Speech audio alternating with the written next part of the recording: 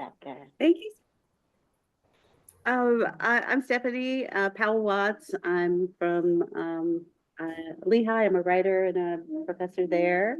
And I'm really excited to be here and really excited to welcome you, Rebecca, to our book club. Thank you. Thank you so much for having me. Yeah, we're thrilled to have you. We have so enjoyed this book and so enjoyed talking about it, and it's a pleasure and an honor to have you with us. The as Mary was saying, the Big Read is a community program. It's about fostering community, and that's what we want to do. And we're so grateful to Mary and to Margot and to the library.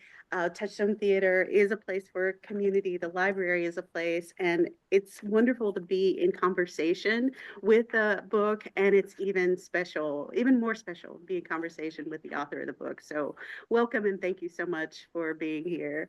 I just want to ask a couple questions and then open up the floor to other questions.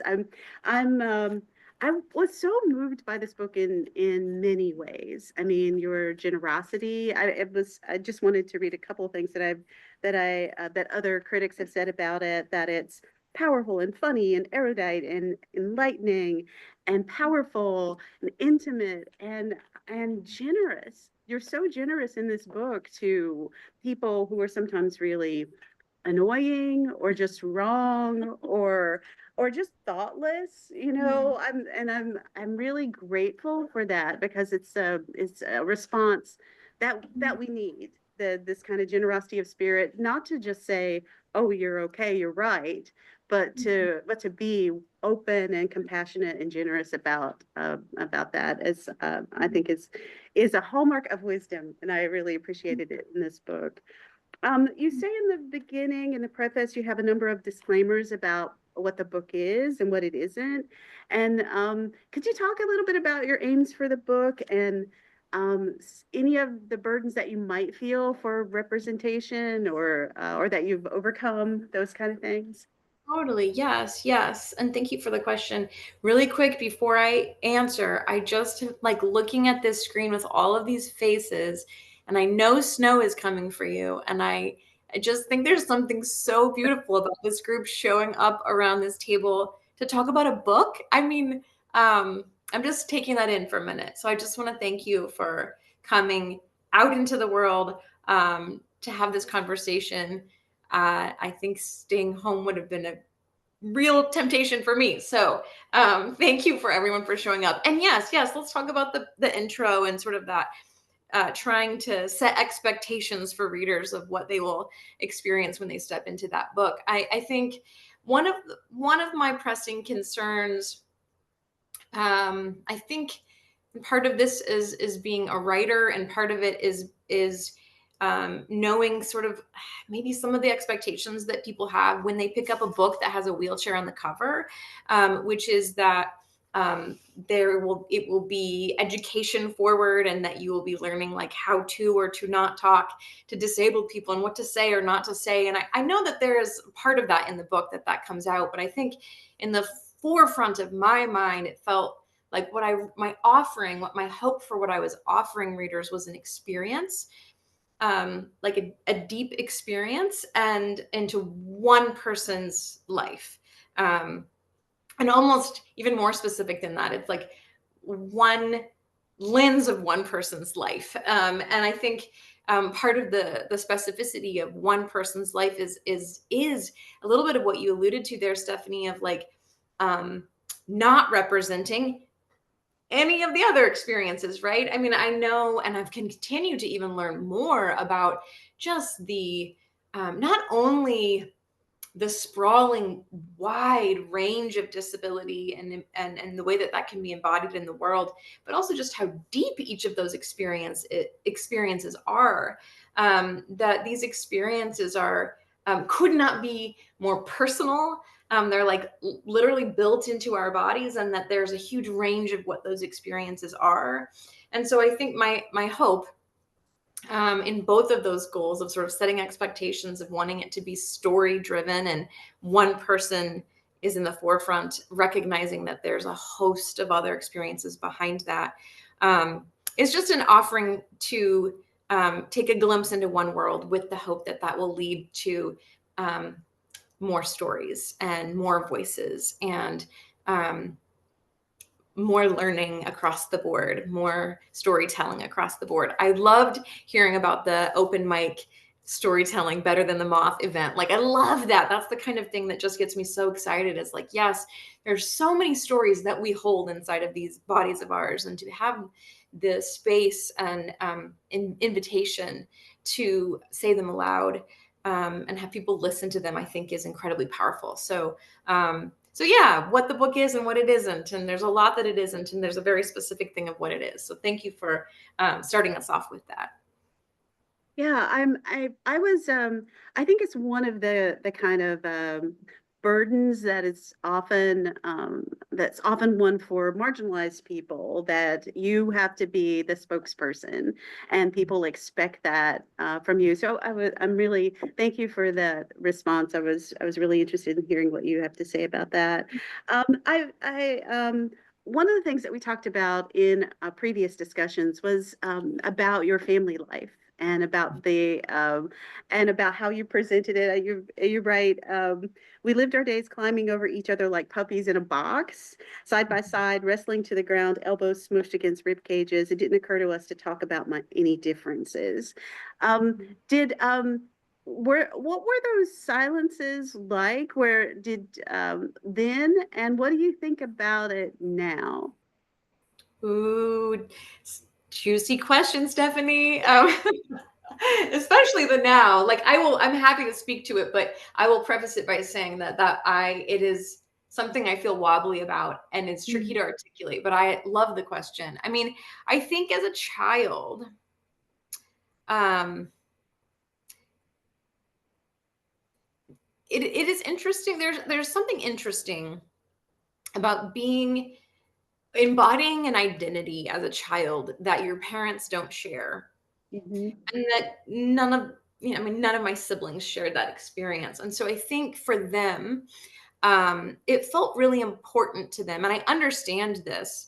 I understand the drive. It felt really important for them to communicate to me that I was not different than anyone else, that this didn't change anything.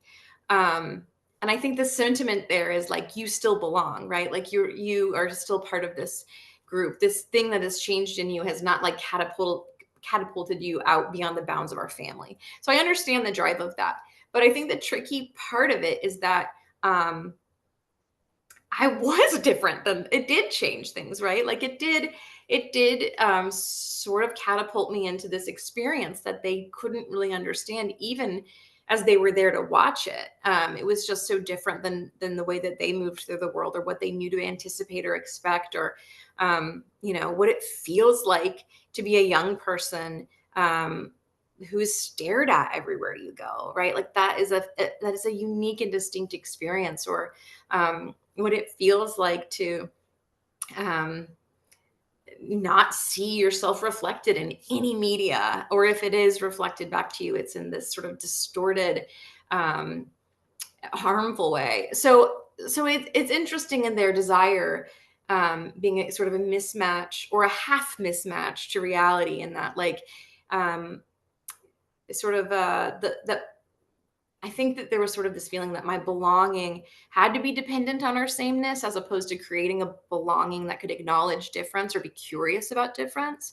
And so, like in the book, I talk about things like um, uh, I became paralyzed when I was around the age of 4, and my parents didn't make any changes to our house. There are no accommodations to our house. So I'm like still climbing up the top floor of the house and like pulling myself into the top bunk of the bunk bed, in the upstairs coveted spot, the top bunk, that I was not ready to relinquish. So in that, I think I developed a lot of scrappiness, um, and also there was just a part of my experience that remained completely unnamed. I didn't have any language to understand some of the things I was feeling.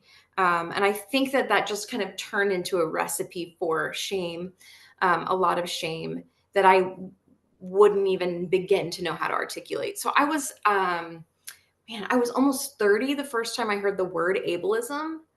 And Mhm. just having that word and understanding, um, having this like different model to understand and acknowledge and validate the isolation that can come, or um, the feeling of being a burden when everywhere you go is sort of like this massive undertaking to figure out how you're going to access the place that you're trying to arrive at. Um, so yeah, I guess the best way to say it is that it was there was no language or much acknowledgement um, that of what this might feel like, or curiosity. I think it, more than anything, not very much curiosity about what this would mean to me, or what it would feel like to me, and an urgency to find a narrative or find a way of thinking about this that would minimize any feelings of difference. Um, Mhm. Now, um, 35 years later, um, I have 5 siblings, and I would say that all of them have um, moved through this with me differently, with varying degrees of curiosity and lack of curiosity. My oldest sister, who's 12 years older than me, um, has definitely gone head dive like head first into this whole world with me. She travels with me to speak sometimes. She is very invested in the things that I write, and will read drafts of things that I write, and help me think through that. And I don't know how much of that curiosity for her is driven through her experience of having a daughter with Down syndrome.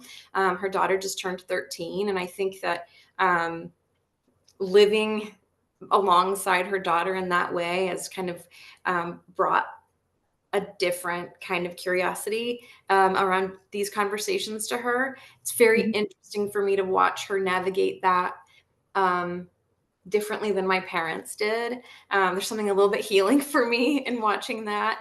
And then, of course, like I have my brother David that I started this whole book for, who is kind of like the radio host interviewer of me. That every time I interact with him, he's like, "So what's the latest piece in time? Do you want to tell me about what essay you're working on?" Like, he's definitely got like really focused questions like that, which I appreciate. And then I have siblings that I think don't understand, and I I don't know how much of it is just like we all live busy lives, and how much of it is like there's maybe something confusing, and confusion can be threatening, and kind of that feeling of wanting to pull back, or not really engage that conversation. So it's, there's like a whole range there. And I think my parents in particular are like such fascinating people, and they are like this really interesting combination of like my fiercest cheerleaders, and also there's just things that are hard for them to understand. And I think that makes sense. As a parent now myself, I wasn't when I wrote the book, but my kid is 4 now, and I think it's I can understand the layers and complexities of what it's like to raise a child and be there for moments that kid probably doesn't even remember very well, and have that kid grow up and tell a story that is very different than the ones that they would tell, and how stretching that would be.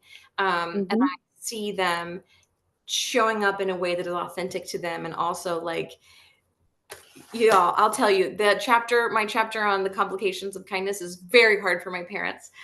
So as it is for a lot of people, there's a lot of question marks on that chapter. But yeah, it's a whole range, and it's people showing up based, I think, in some part their life experience, their capacity that they have to engage something that's new and different, and a lot of people doing the best that they can. And yeah, it looks like a lot of different things. But thank you for the question. It's interesting to reflect on kind of the where we were and where we are now piece of it.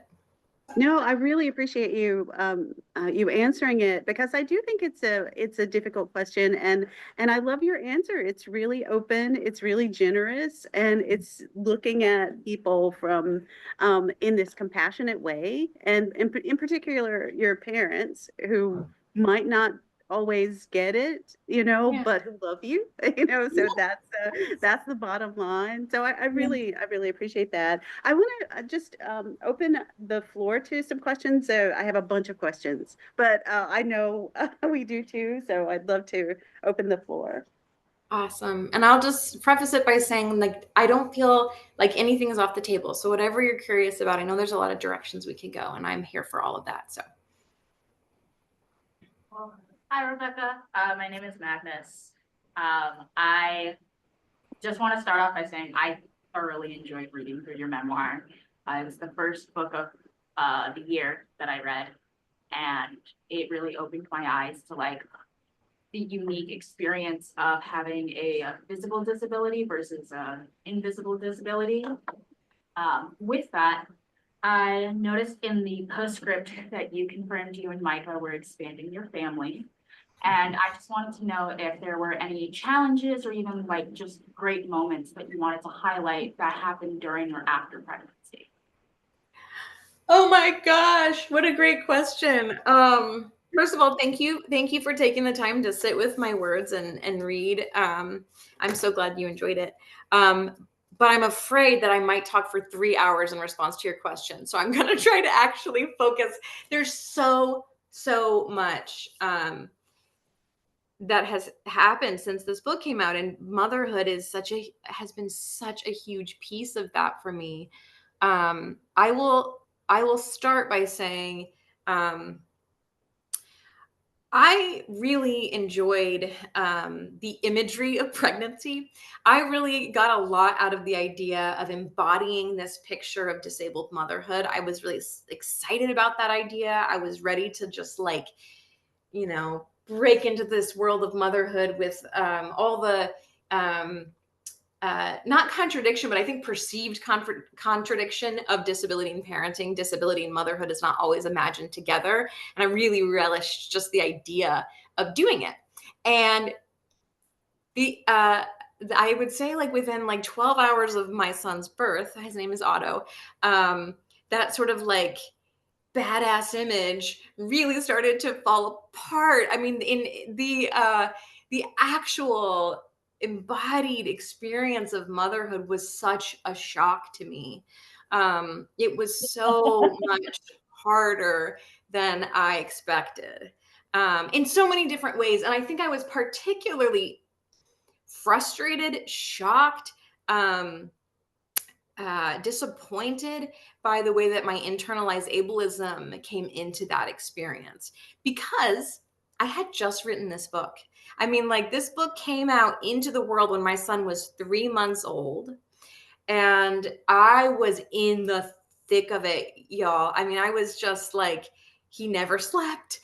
He was very expressive and vocal and loud in his complaints about everything. And one of the things that I is just like still in my body, that became sort of a defining dynamic that really, I think, shaped the first year of our life together. Um, he didn't sleep, he cried all the time. And one of the things that really, the only thing that really soothed him, besides eating, um, was my husband pacing around the house, bouncing him and relentlessly just for like hours, which was this motion that I could not do with my body. And the grief of not being able to embody that, I mean, I think part of it is the image of motherhood I have in my head, but part of it was just like, my baby is crying and I need to be able to soothe this baby, and my body is not able to do the thing I need it to do. I had never experienced grief like that before in my body. And so that really spiraled in a way that feels so predictable, and frustrating to me, that I would know better and yet still um, fall into this framework of shame, of feeling like the great secret was that I actually wasn't a real mom, and I couldn't talk about that or name that because it felt too threatening. I felt like I had so much to prove. And it was early COVID days, so we rarely left the house, but every time we did, I felt so much pressure to perform motherhood in a way that people would recognize and trust me with. So every time we took him to his doctor's appointment, which is a lot in those early days, I was just very aware of people watching us. And there was this one like person who always stood at the door, who like all I could see, because they had their mask on, and all I could see above that was sort of like this scowl, and they would like watch me across the parking lot and like turn their head. And in my mind, I mean, I don't know what that stare was about. I never asked, but it's not too hard for me. It wasn't too hard for me to imagine that they were skeptical, that they were like, I'm going to drop this baby any minute. So they must, like, I need to prove my motherhood. So that was a hard, I mean, one of the hardest things to move through, as a woman, as a disabled person, as a human in the world. And I'm like trying to do these Zoom events about my book, and I'm like, yes, so ableism is, and like the tension of that, or just the pain of that struggle was pronounced for me. My son is 4, almost 5 now. He is like almost at eye level with me. He's a giant. He is spectacular, larger than life, like exploding through the edges of the universe person. I love being his mom. And I think that what I slowly moved into as a mom, and I think also probably like moving through postpartum is part of that as well. I didn't recognize that at the time either, that a lot of what I think I was feeling was related to some postpartum depression. But what I have moved into is this recognition.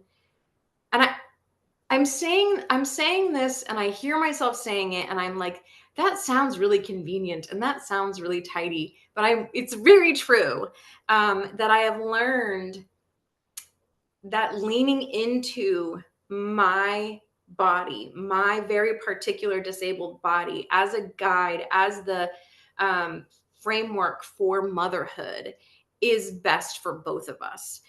Is like the best that I have to offer this kid. And I'll tell you like an example, just like one example of what I mean.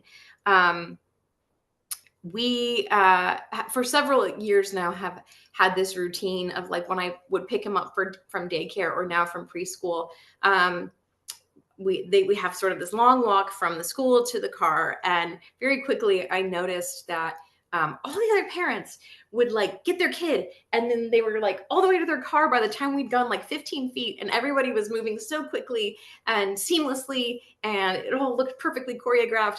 And my son and I would have this sort of like wandering path, and we'd stop to look at the ants, or like blow dandelions together, or stop to talk about like whatever little plastic toy was in his hand. And what I realized was that instead of trying to like match the other parents in the room and keep the same pace, that we both functioned better when we moved slow, when we like pushed out the expectations of how long it's supposed to take you to get from your classroom door to the car. And when we were both allowed to be like a disabled mom and a 3-year-old kid, right? That we could kind of stay connected in that way. Or getting into his car seat. I especially as he got bigger and bigger, like I just couldn't force him into his car seat anymore. And so we would have like these long conversations as he's getting in his car seat, and it would take us a long time. And we sort of leaned into letting that take the time it needed to. And that I started to really love that that limitation, that thing that pointed us back to connection, as opposed to matching and moving at a certain pace and finding a rhythm that matched what the other parents were doing. And I'm just seeing that evolve for us in a lot of different ways. I feel so much sturdier in that.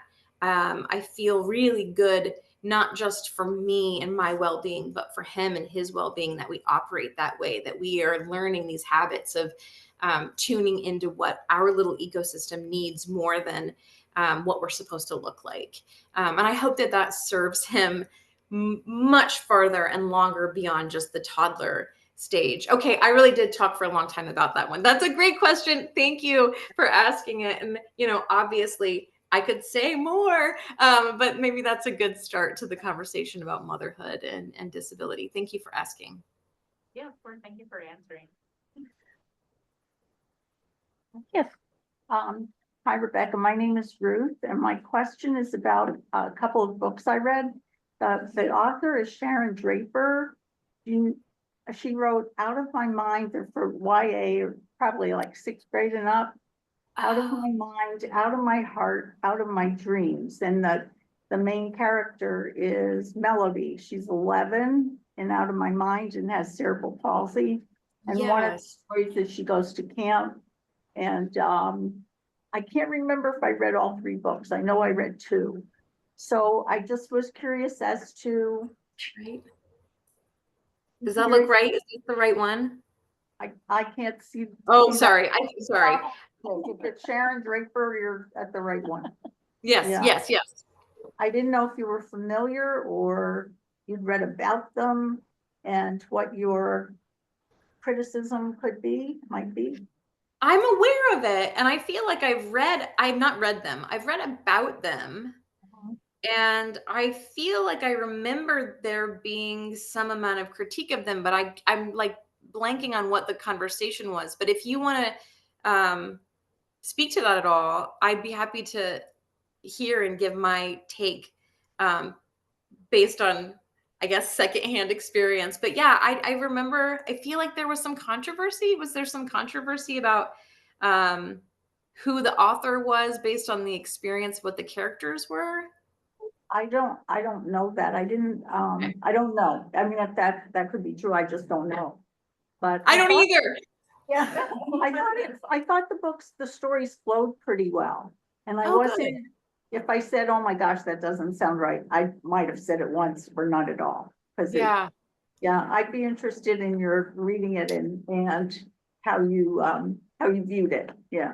Yeah, it's one that's been on my radar for a while, and it's fiction. It's like YA fiction, right? I mean, I think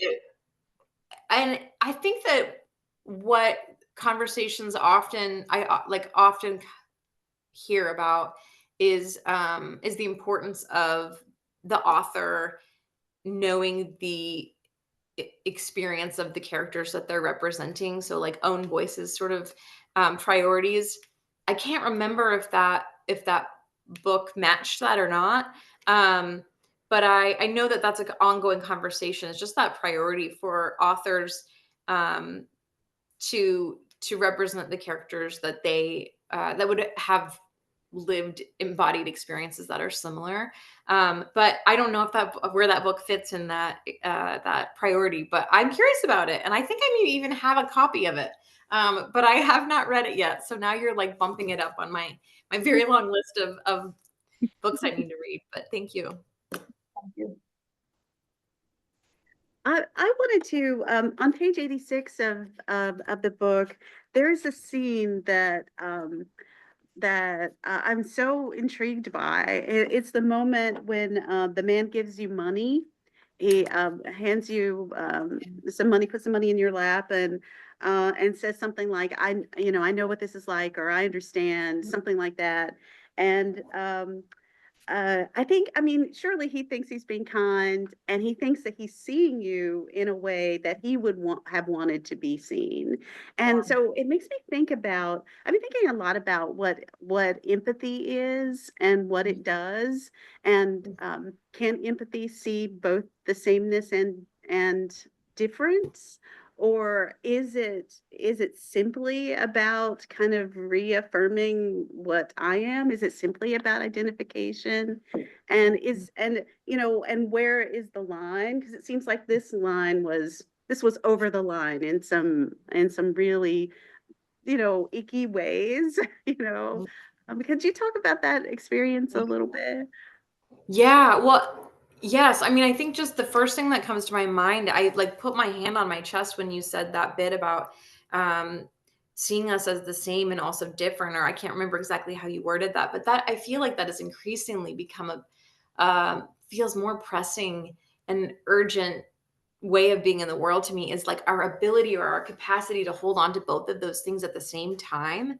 Yeah. It feels so often like we are leaning heavily in one direction or the other. Um, I've been in conversations like on panels before about disability where sort of the end conclusion seems to be something about like we're all human. See, we're all there's a we're all we're all in this together. We're all the same in this way. And I remember even one time I raised my hand and I was like, also, yes, and there's something really important about knowing and valuing and recognizing the ways that we're different. Like I feel like both of those things is really important to see the humanity in someone who and recognize you in someone who seems fundamentally different, and also to be able to have the curiosity to ask and to want to understand, like, how are we different? What is not the same from my experience to yours? So yeah, I mean, the moment with the money um, was so breathtaking to me. That does not happen to me often. I've heard a lot of people share similar stories about that, of having somebody kind of try to give them money, like a stranger on the street trying to offer money. Does not happen to me often. I think that maybe was the only time, but it was breathtaking. And I think that for me, I think that the story that I took with me was that um, my I was a symbol of something out in the world, that I was kind of moving through the world with a sign on my head that said, like, I need help, I'm incompetent, I can't do anything for myself. And so it felt like this really kind of whiplashy moment of thinking and it seeing myself one way and feeling one way, and then having that sort of having feeling yanked back into this other world that was unfamiliar to me and didn't feel like a place I wanted to be. So yeah, I don't know. I think so much of these human interactions that we have with each other feel so nuanced and particular to the moment that we're in, and how much we know the person that we're with. I do find myself more and more not ever wanting to project my experience onto someone else. So like I mentioned earlier, my sister has a daughter with Down syndrome, and so often I will find myself relating to something that she says and then kind of catching myself like, I don't know if that's actually what that feels like to her or in your family, and so it's sort of like this back and forth of like attempting to connect and relate and then saying, but I don't know, is that how that feels, is that how that lands for you, or do you see that in her? And so I don't know. I think it's something to be mindful of as we lean in towards each other and try to practice holding on to both of those things at the same time. And maybe my default mode is just to always land in like, I don't know, what is that like for you? Mhm. But maybe part of the empathy is like the willingness to yeah, I don't know about that word empathy, Stephanie. Like, it's tripping me up because I think I don't know if what I'm describing is empathy, but I think the thing that feels important to me is the desire to understand and to remain curious and to listen, without being invasive or expecting that, that if you listen that people need to share, like that Right. balance.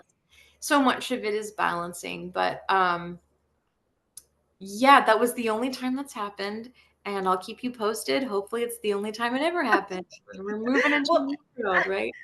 Well, I think, I mean, a couple of things that have struck me about what you've said is one, the being a symbol, just not being a real person, and that you're just a cardboard cutout on which, and not even unkindly, maybe it's not even meant in an unkind way, but that's the result.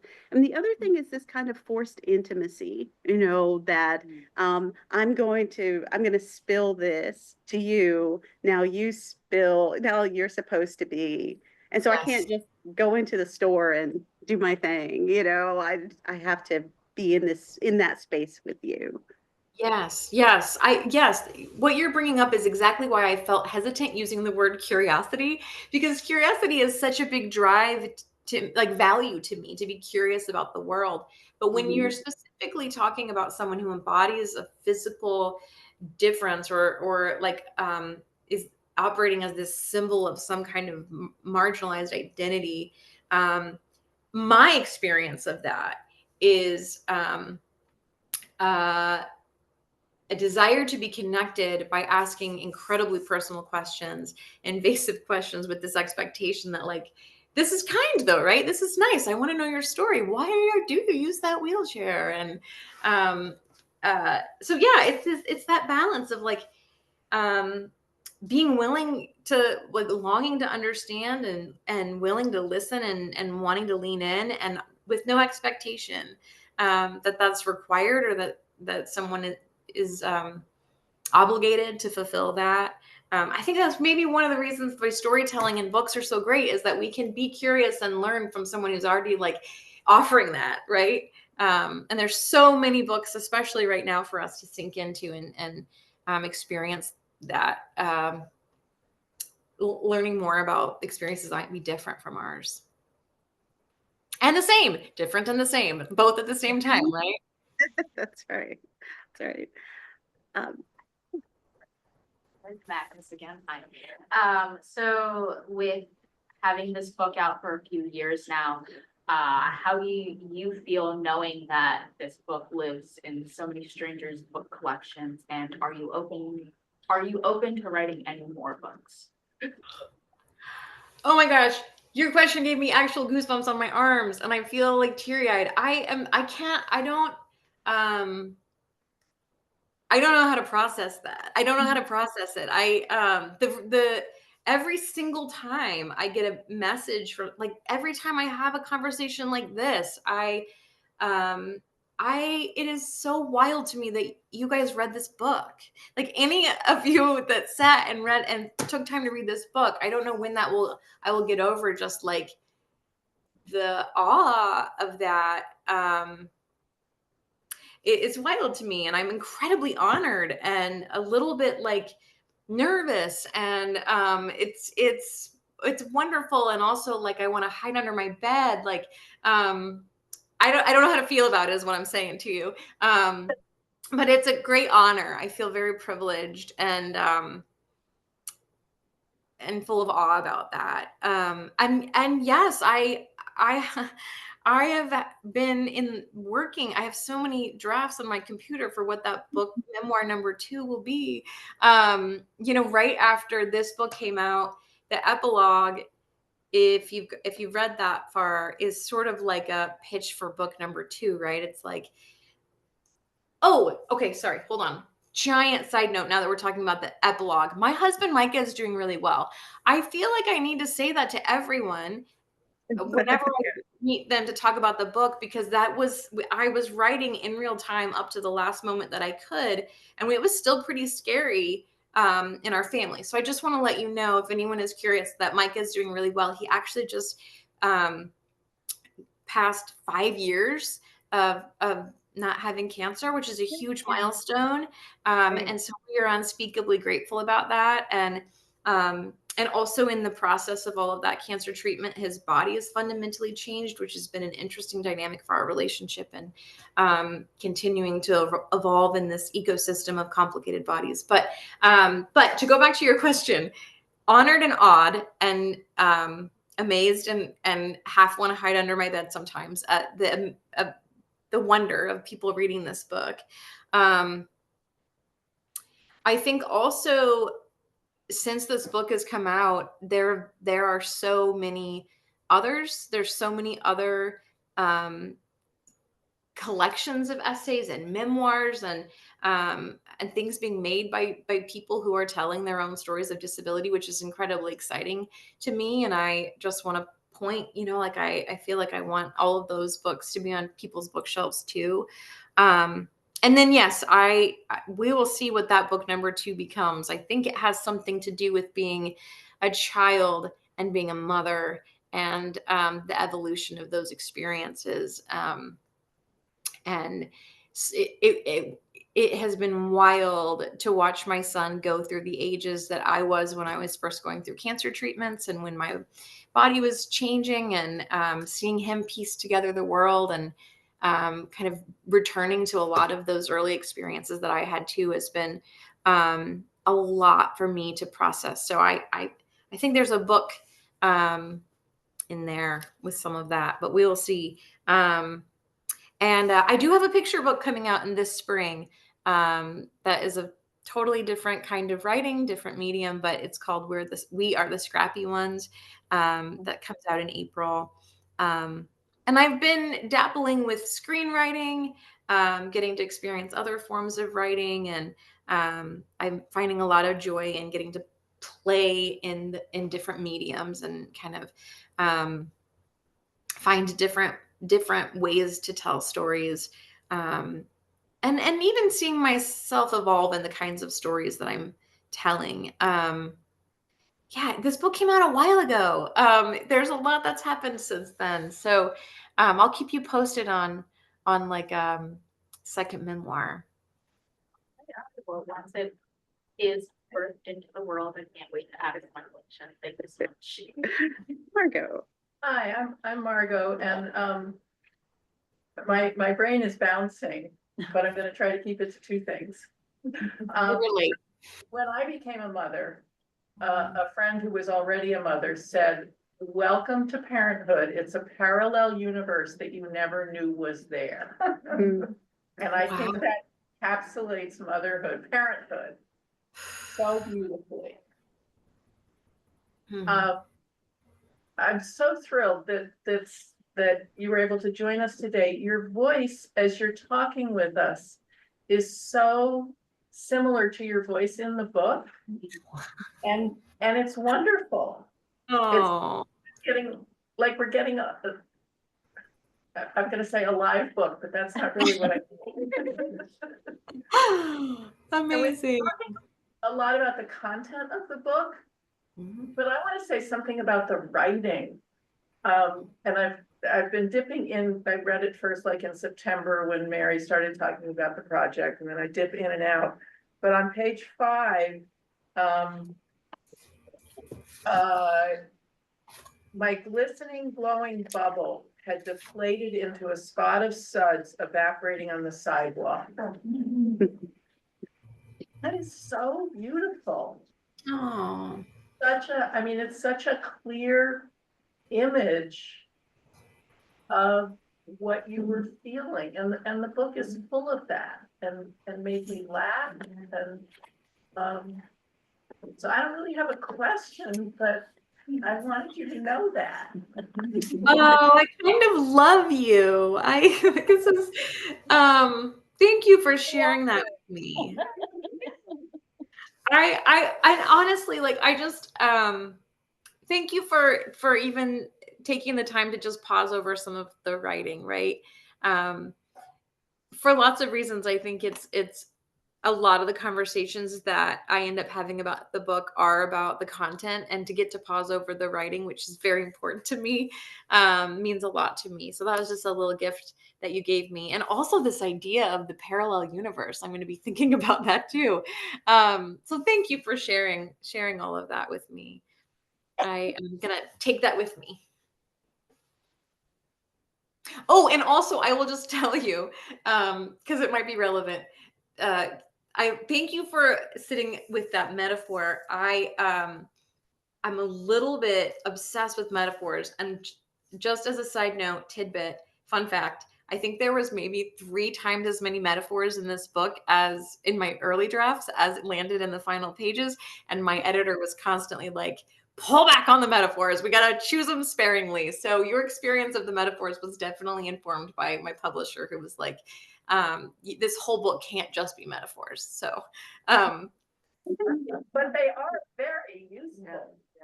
thank you. I like them myself. That's my favorite. I think in metaphors. So I'm glad they're translating is mostly what I'm saying. I'm glad that translates.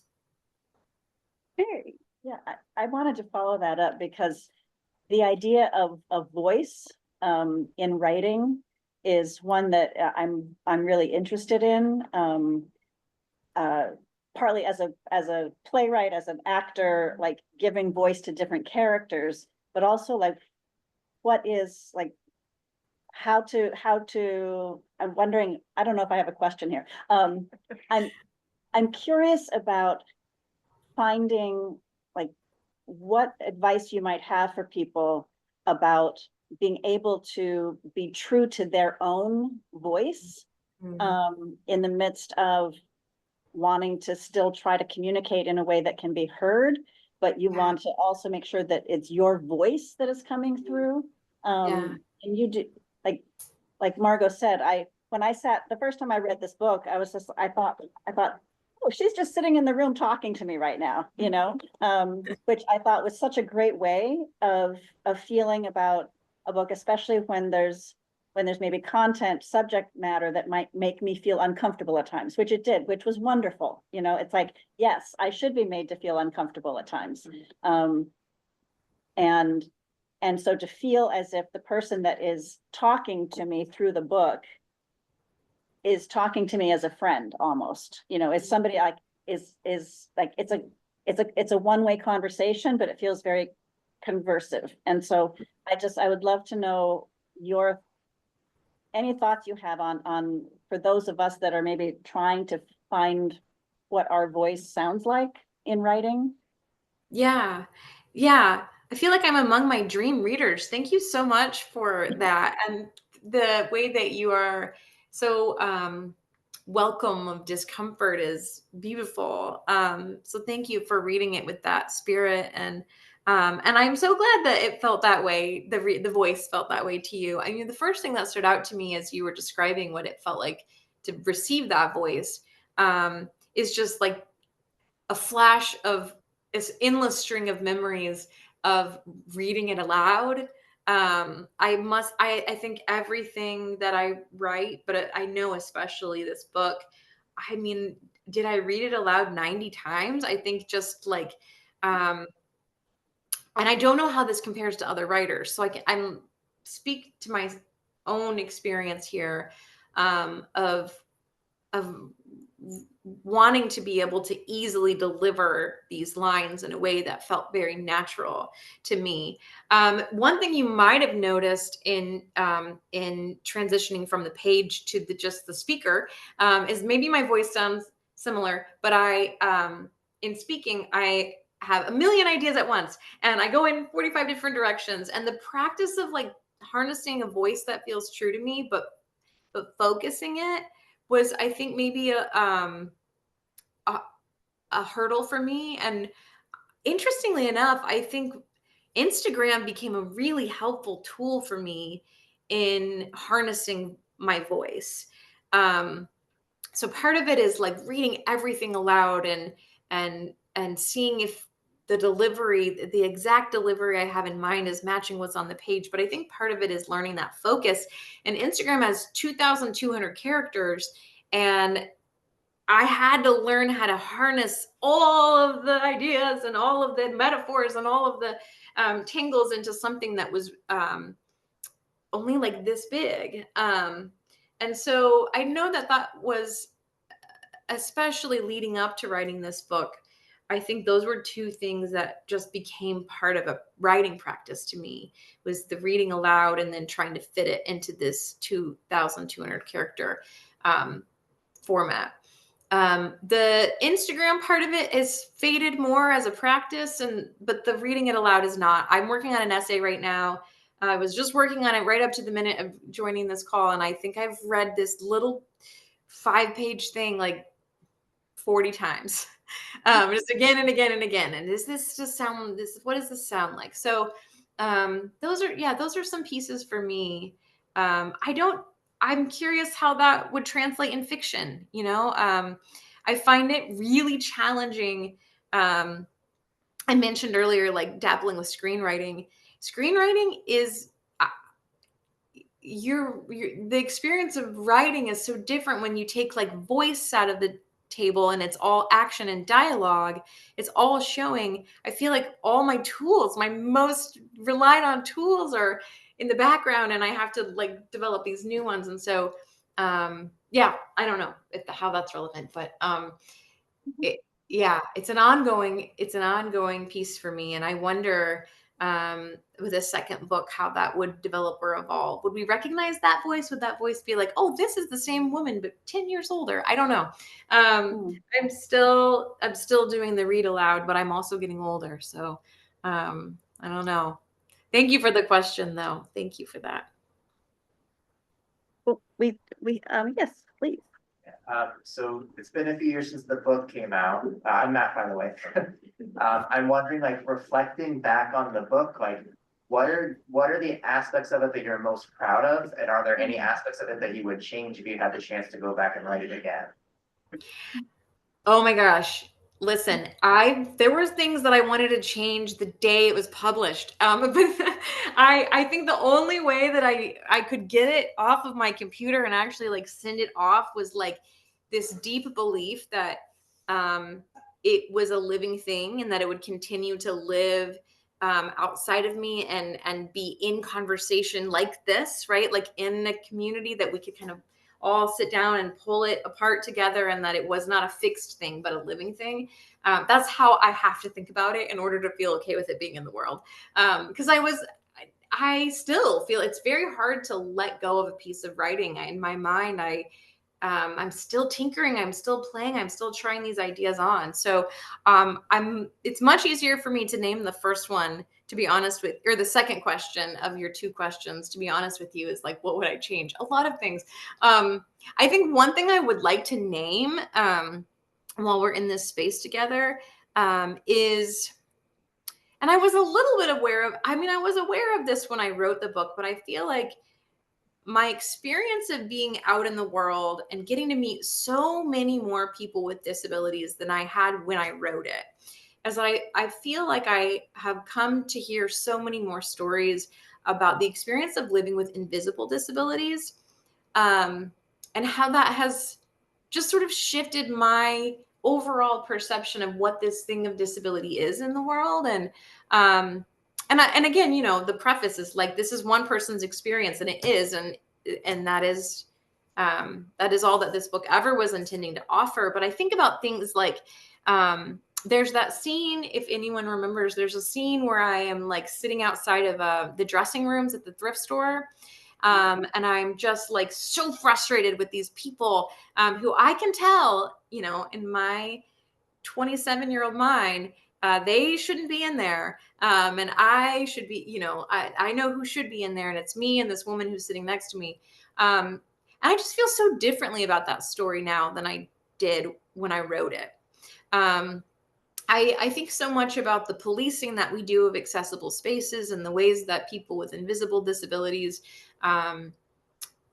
feel anxious occupying those spaces. And I don't know, you know, who knows what was happening with the individuals who were in that dressing room. But I think about telling this story in a book and kind of how people receive that. It was after some talk that I gave, that, or as a book signing or something, that a woman came up to me and she was like, I was so moved by that story about the dressing room that now I'm always telling people like not to use spaces when they don't need them. And I was like, oh, I don't think that was exactly the thing I would want someone to take from that. And the way I told it, I can totally understand why that was the takeaway. And so that's one example of something that I feel like if I could go back, I would just bring more nuance into that, and honor the experience that in some ways, not always, but some ways, the experience of living in with an invisible disability, a non-apparent disability,